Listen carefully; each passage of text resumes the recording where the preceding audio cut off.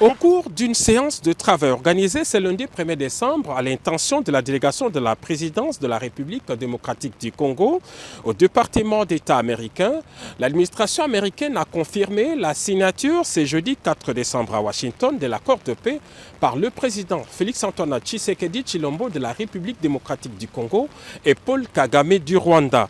Les deux chefs d'État sont d'ailleurs attendus sur le territoire américain ce mardi 2 décembre. Selon le programme officiel du département d'État, la cérémonie historique va se dérouler en deux temps et toutes les parties se sont accordées sur le détail protocolaire du programme qui devrait durer en tout 1h30. La première étape se déroulera le même jeudi 4 décembre à 11h à la Maison-Blanche. Le président américain Donald Trump va accueillir ses hôtes respectivement à 11h pour le président du Rwanda et 11h10 pour le président de la République démocratique du Congo avant de les convier à une rencontre trilatérale d'une dizaine de minutes dans son bureau ovale de la Maison-Blanche. Les protocoles ne prévoient pas à ce stade de prise de parole des deux chefs d'État. Seuls les ministres des Affaires étrangères de la République démocratique du Congo et du Rwanda accompagneront les deux chefs d'État dans les bureaux du président américain. La signature de l'accord proprement dit aura lieu à l'USIP, United States Institute of Peace, l'Institut pour la paix des États-Unis d'Amérique.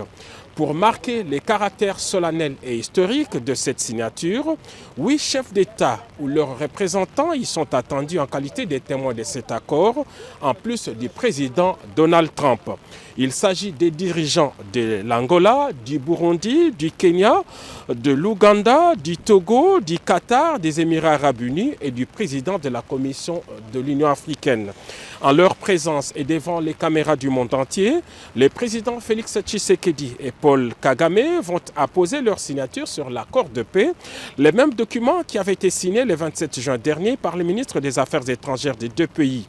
Par cet acte, les deux chefs d'État entérinent ces documents, qui est un instrument international de paix formel et juridiquement contraignant, conclu entre les deux États souverains sous les bons offices des États-Unis d'Amérique et en présence des représentants du Qatar et du Togo en qualité de facilitateurs.